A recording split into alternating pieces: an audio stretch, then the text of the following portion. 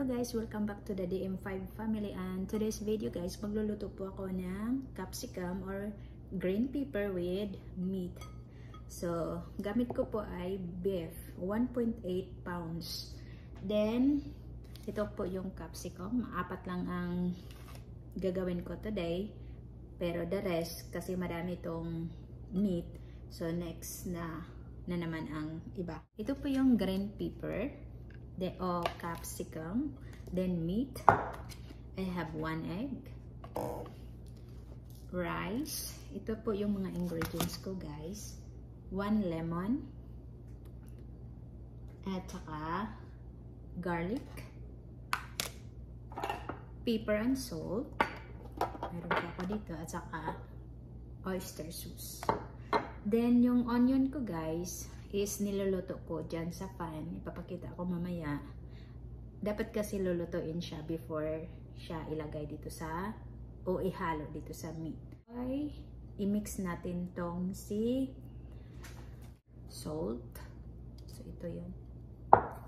Chicken pwede din. So ito yung so ikaw na po yung kung ano yung templada mo. Kasi yung timpla natin iba-iba. Gusto yung medyo maalat konti, yung hindi maalat, saka yung tama-tama lang. Ayun. Tapos onion.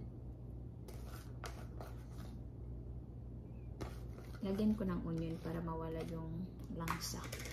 Next is depende na din sa iyo ang black pepper. Para mawala yung langsa. Ganon. Then, lemon. Lagyan ko ng lemon guys. Kung sa inyo hindi nyo pwede lagyan. Sa akin kasi, kung may lemon at saka vinegar, na konting vinegar, mawawala yung langsa sa karne. So, sa akin, lagyan ko ng lemon. So, anuin natin. May nabili akong gloves, yung cellophane, tapos sa Pinas ko kasi yun binili.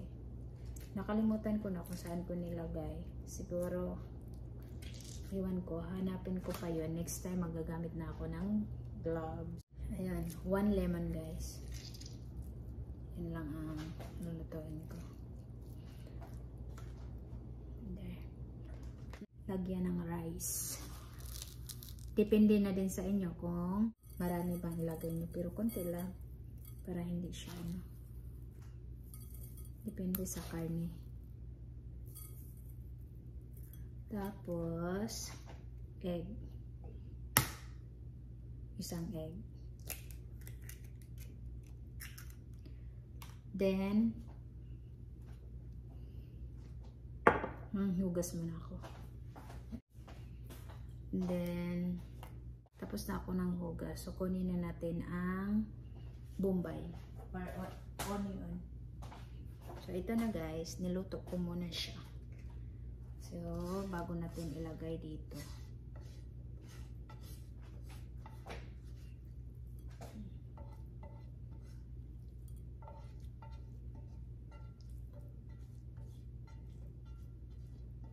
Yung 4 lang ang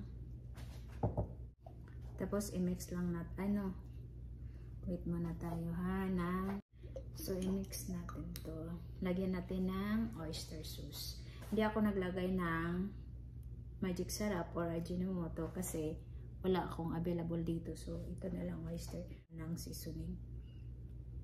Sa akin kasi oyster sauce ang ilagay ko this time, kung ano talaga ang lasa nito.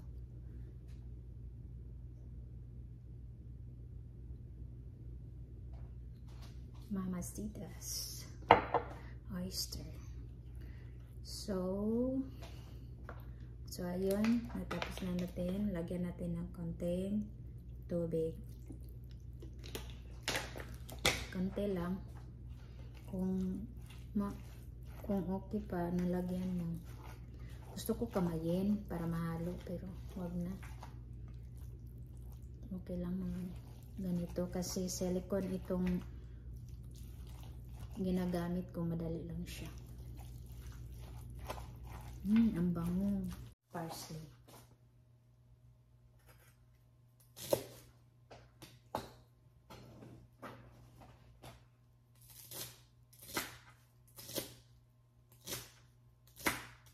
Yung parsley.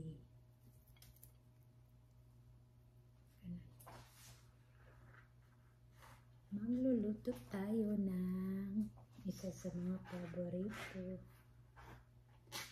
ng pagkain. Tapos mix. Yung harina, mamaya na yun ilagay. So mix muna natin.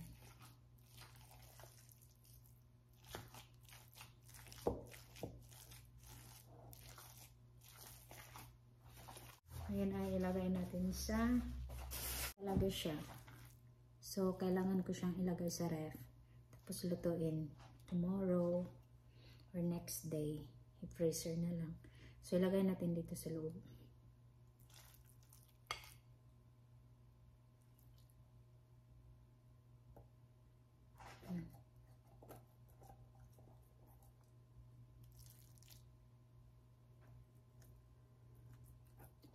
Lagyan nila ng karne, tapos lutuin.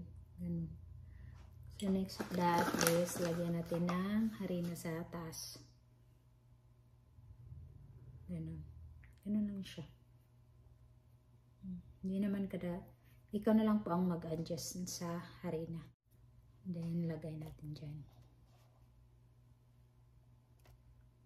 So, bago ko hinawakan yung harina, pero okay lang, nag-wash naman ako ng kamay. Try niyo to guys, baka magustuhan niyo. Yung chicken maganda din guys. Ito sa akin kasi ngayon, beef ang gusto ng asawa ko. So, okay, beef pala. Wala namang problema. Chicken o beef. Para wala kaming gastos. So, we don't need to spend. Ayun na. So, may natira pa guys. So, siguro ito tatlo. Tatlo or apat din. Yun, itong natira. Lagyan natin ng harina. Lagyan natin ng harina sa baba. Hindi naman maraming harina. Yung balikuting-kuting lang niya. Okay naman hindi kung hindi ka nilinin mo arsahon.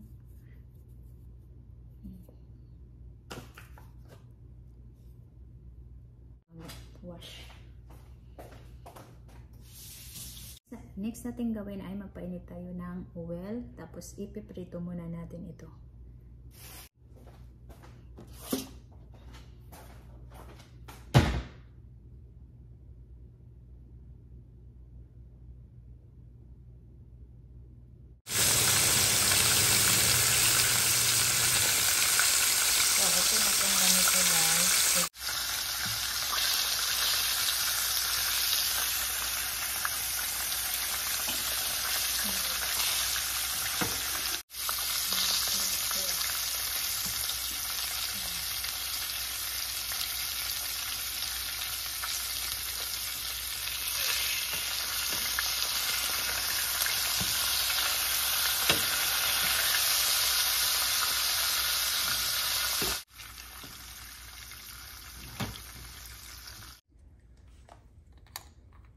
So, ganyan na siya guys. So, lagyan lang natin ng tubig.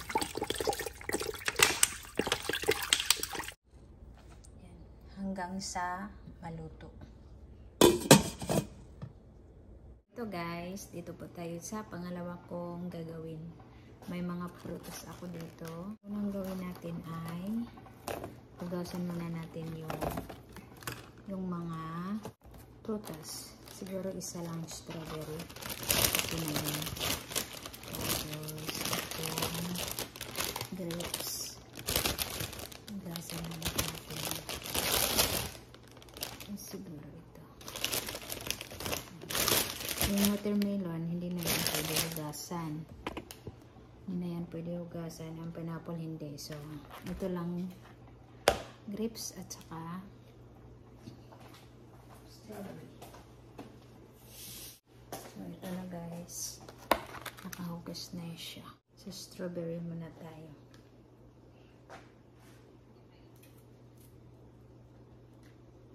Kunin ko kasi yung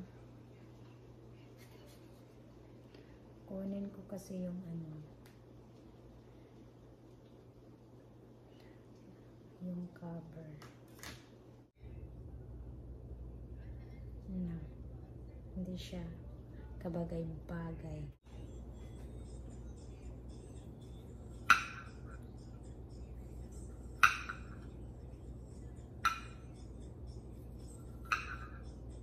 Mag-cutting lang pa ako ng konti. Kasi hindi ito mauubos ng mga junakis ko.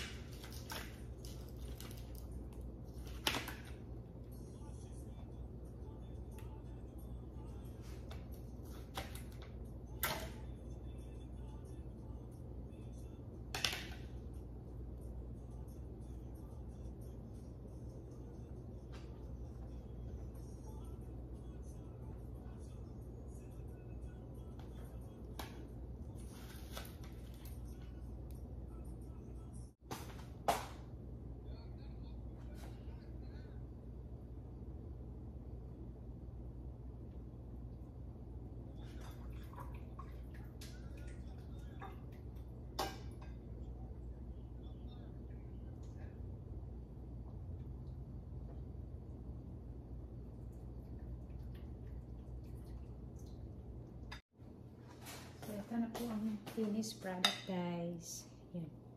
Yung capsicum and so, ito na po ang finished product guys sa capsicum with beef, ground beef. So ayan. Tinikman ko siya ng konti na wala yung lasa niya sa loob kasi yung tubig nakaano na siya. Pag kumain kayo, lagyan niyo ng konting sabaw or soup nang niluto nyo tapos or then lagyan nyo ng yogurt. So ito na ang finished product.